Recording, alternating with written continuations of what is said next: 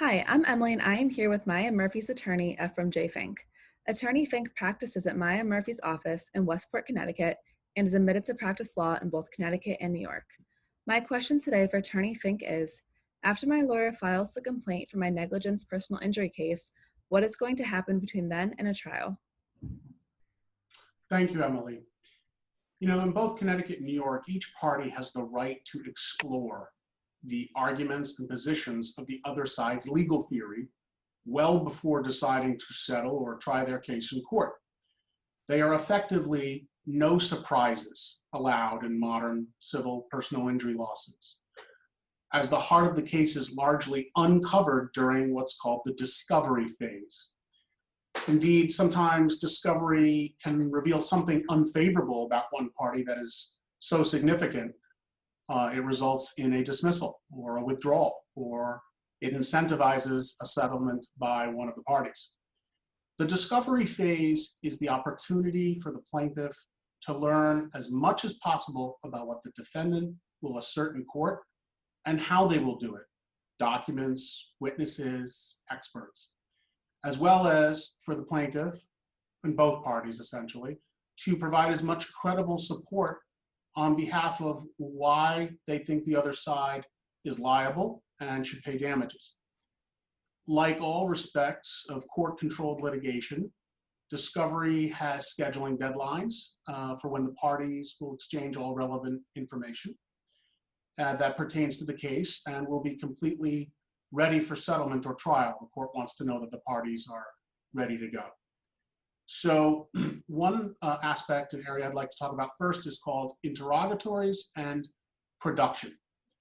Prior to actually examining witnesses under oath and on the record, the parties have the right to inquire about fundamental, relevant information that they have in their possession. It's common for each side to provide the other with copies of discoverable documents so that they can become exhibits to be used during depositions or trials.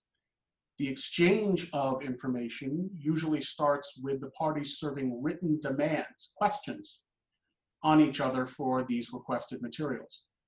Depending on the type of request, one response may be simply to provide documentation, while another response may be answers written out in reply to sets of questions permitted by statutory law. Other times, this formatted exchange of information between the parties is insufficient, and the parties then file motions to get a ruling from the court as to disputes they may be having over whether the discovery is being properly disclosed or exchanged timely, and whether they are entitled to further responses beyond what has already been provided. Another discovery tool that is very useful that I'd like to talk about is called a request or notice to admit. What if you could gain an admission that the defendant was negligent or careless early in the case that would put the matter in a favorable position moving forward?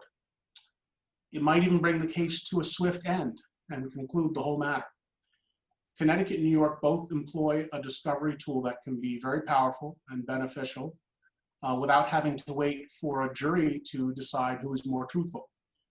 These requests for admissions can range from asking the defendant to admit the initial allegations that are contained in the complaint to attaching documents and demanding that there be an admission as to whether the document itself is genuine.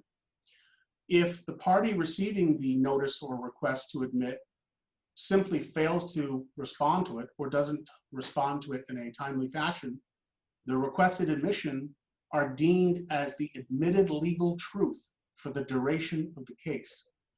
If a party denies a requested admission that is later proven to be true, he or she might be subject to judicial penalties for what is considered evading the truth. Next, among the discovery tools, I'd like to talk to you about depositions. Examining a witness under oath has long been held to be the quintessential technique of conducting discovery.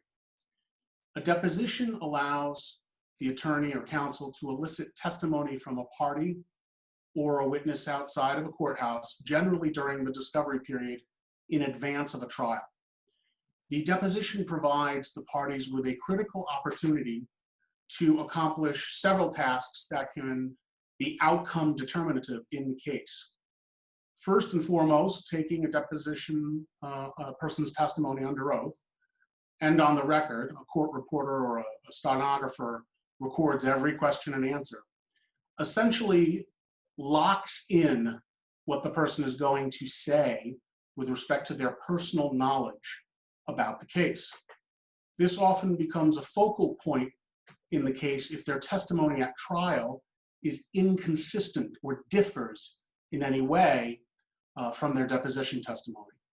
Furthermore, depositions of the parties themselves and non-party witnesses alike can act as a preview of how good a witness they will present in front of a jury or the court.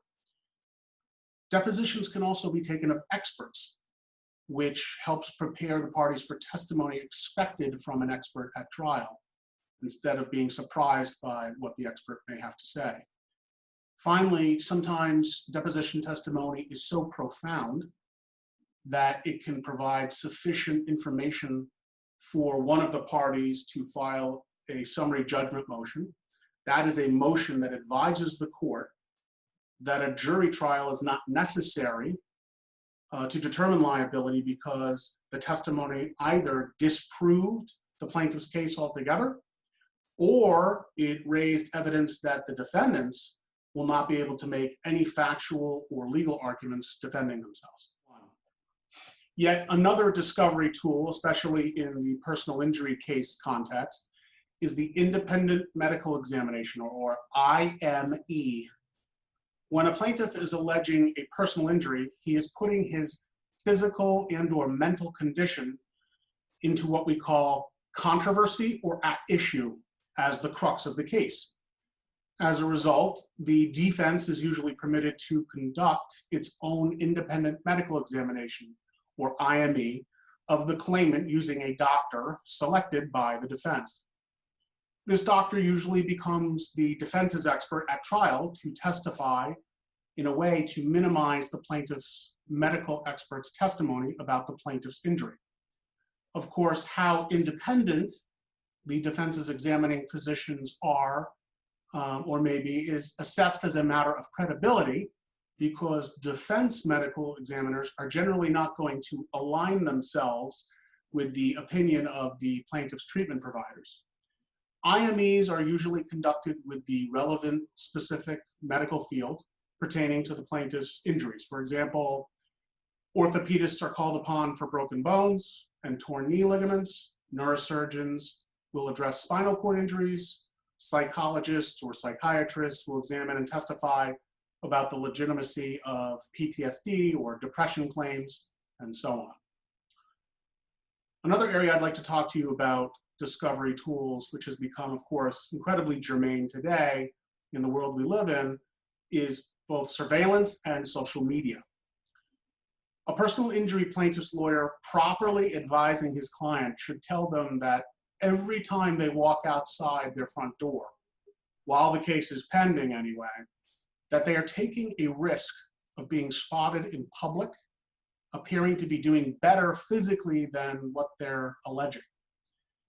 Right, wrong, advised poorly, or otherwise, personal injury claimants have been caught riding motorcycles, playing frisbee in the park, skiing, working out in gyms, dancing at weddings, and all other manner of activities that can clearly weaken their contention that they were seriously injured and that their daily activities have been substantially limited.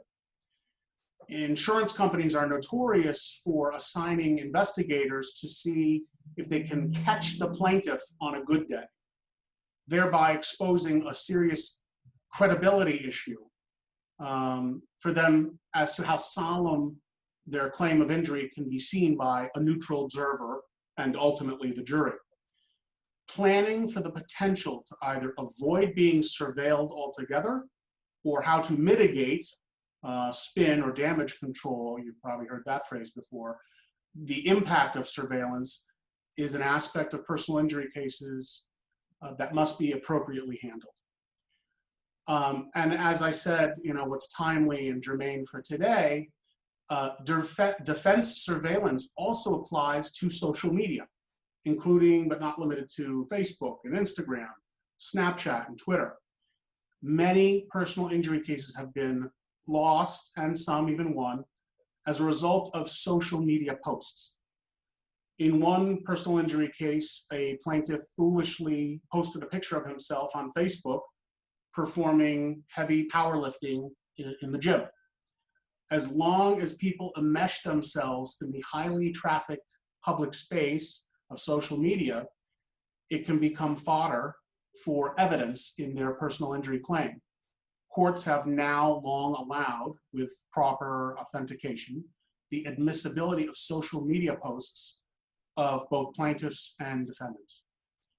The other area I'd like to talk to you about as a discovery tool is called a day in the life video.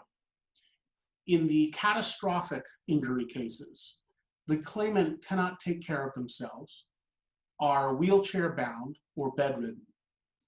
An expert will testify that they need around-the-clock care for life, which could cost millions of dollars. When this happens, one of the best and often provocative approaches to presenting that type of real-life account is a day in the life video. Juries generally do not visit the homes of the injured or get to see the actual daily struggles that plaintiffs are enduring in real time. Even in the age of smartphones, plaintiffs might be well served to hire professional video service companies to come film this day in the life video depicting what it really is like to live in the plaintiff's shoes. It is one of the few evidentiary offerings a personal injury claimant can make that is very difficult for the defendant to contest or undermine. If you want to know more about how discovery is conducted during a negligence case, or you need help with using the legal tools to prove you have a liability and damages worth pursuing, please call me today at Maya Murphy PC at 203-221-3100. Attorney Fink is available 24/7 and can be reached by calling 203-221-3100. You can also email Attorney Fink at efink@mayalaw.com, and please visit mayalaw.com for more information.